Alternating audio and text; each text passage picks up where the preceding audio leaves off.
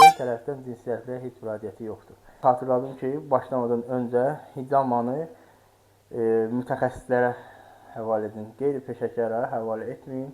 Hər adama uyğun deyil. Bacardığınız qədər professional mütəxəssislər və həkimlərə müraciət edin. Xoş gördük, dəyərli pasientlər.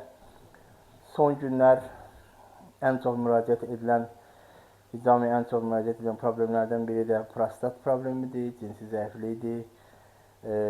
Pasientimiz də bunun üçün bizə müraciət edib. Deməli, nədir vəziyyət? Baxın, cinsi zəiflik üçün çox adam ön tərəfdən elətdirir ki, cinsi zəiflik. O, ön tərəfdən cinsi zəifliyə heç müraciəti yoxdur. Əsas vacib bizim belimizdən gəldiyi üçün bu nahiyələrdir ki, hansı ki birbaşa bloklanmış nahiyələrdir. Bunları işləyirik. Boyun, sinir nahiyələri, tahlil nöqtəsi açılır. Eyni ilə lazım gələrsə başa da işləməyə tövsiyə olunur. Bu nahiyələr işləyəndən sonra bədənin qan dövranı aktivləşir. Bu da bizim prostatımıza, cinsi zəifliyimizə təsir edir. Təbii ki, biz indi bununla yanaşı bambuk bankada tətbiq edəcəyik. Eyni ilə ayaq, ürək nöqtəsi deyirik biz buna. Ayaq nahiyələrində işləmişik. Bundan sonra effekt və təsir özünü göstərir.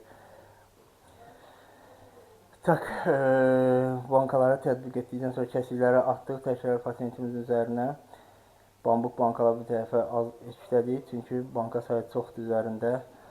Yenə qeyd elədiyim kimi, inşallah bu nahiyələr işləmişik, pasientimiz özü effektini görəcək. Bu şeyi xatırladım ki, bəzən deyirlər ki, onurğanın üstünə hicama bankası qoymaq olmaz. Əslində düz yanaşmadır. Lakin nə vaxt olar? Təbii ki, onurğanın üstünə qoyanda vakuumlamaya diqqət eləməlisən. Sağa-sola işlədiyin vakuumlama kimi eləməlidirsən. Ən azı bir yarım vakuumlama çəkdin kifayət edir. Çünki onurğada vakuum yaranıb dartılıb yerindən oynamasın, yəni onu deyirlər.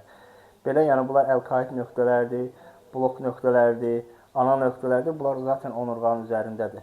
Onurğanın üzərində də işləyirlər, bəzən onun kənarına da işləyirlər. Əsas effekt olması üçün pasientimiz rahat şəkildə uzanıb ola bilsin ki, yatır. Müəllim, yatmamısınız? Yatır. Özdən müğayət olun, sağlam qalın.